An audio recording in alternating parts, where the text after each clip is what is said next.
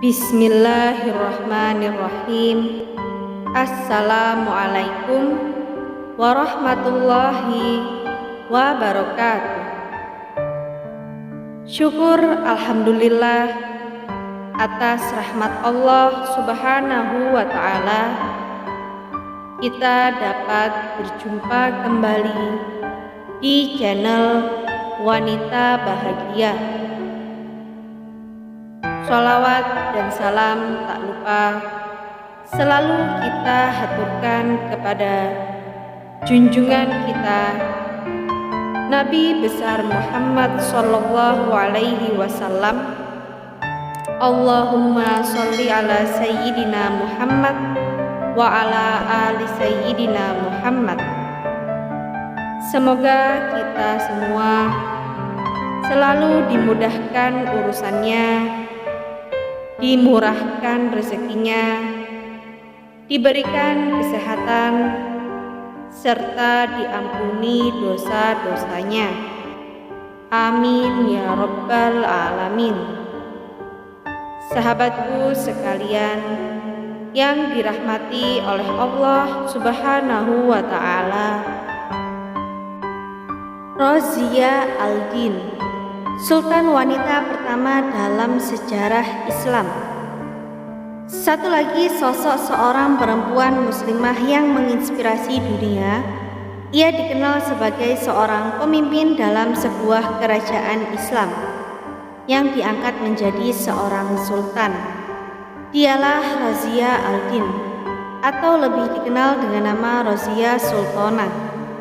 Ia adalah Sultan Delhi, India, yang berkuasa antara 1236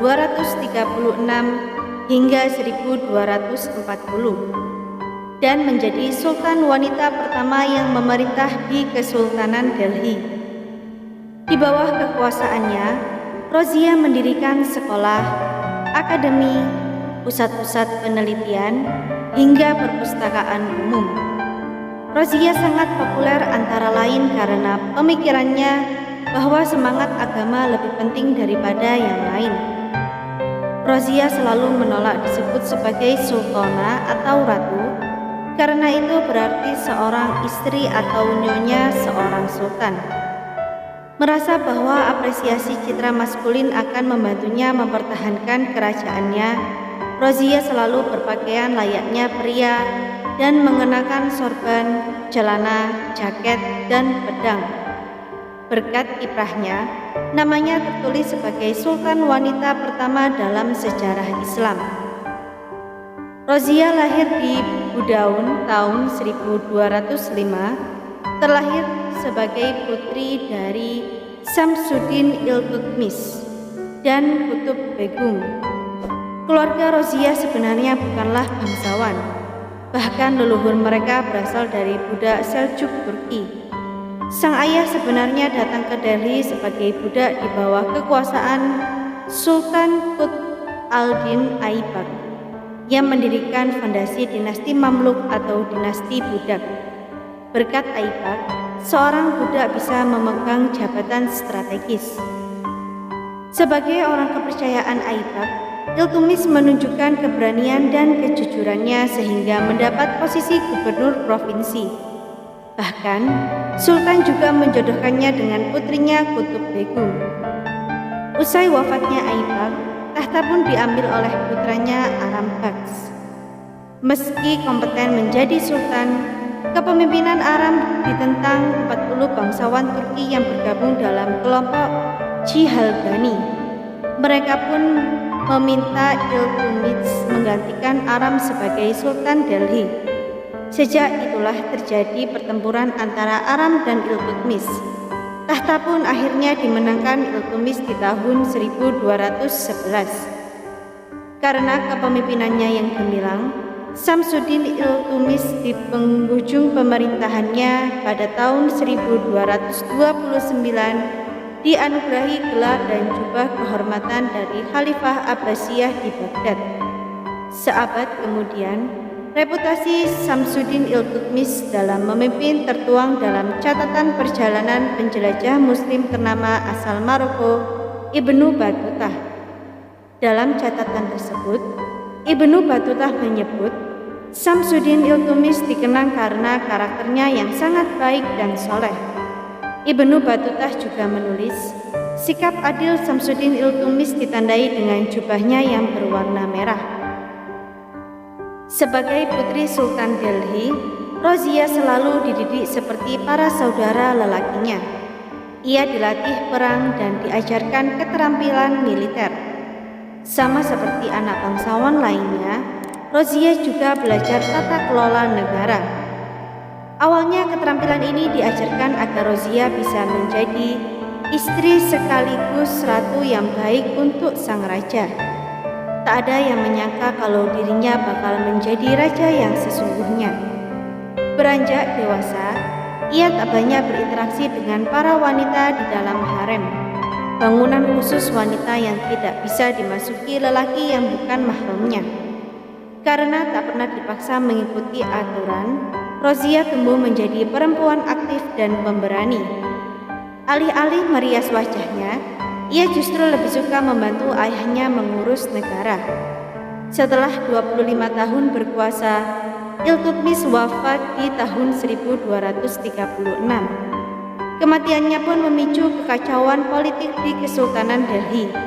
Sementara itu, putra sulungnya Nasiruddin Mahmud telah wafat di tahun 1229 ketika memerintah Benggala. Di akhir hayatnya, Sultan menganggap tak ada putranya yang masih hidup pantas jadi raja. Ia pun menunjuk putrinya Rozia sebagai pewaris tahtanya. Namun, para bangsawan menolak diperintah wanita. Itu sebabnya tahta kerajaan jatuh ke tangan Ruknuddin Firuz, kakak Rozia yang masih hidup. Namun, alih-alih memerintah, Firuz malah berfoya-foya dan membuat geram para bangsawan. Usia 6 bulan berkuasa, ia dan ibunya dibunuh. Rozia pun diangkat sebagai Sultan wanita Delhi yang pertama. Begitu naik tahta, Rozia membuat keputusan mengejutkan. Ia tak mau lagi memakai baju muslim tradisional untuk wanita termasuk burdah. Sebagai gantinya, ia memakai pakaian netral yang membuatnya tampak seperti pemimpin laki-laki. Tak hanya itu, Rozia juga menolak gelar sultana.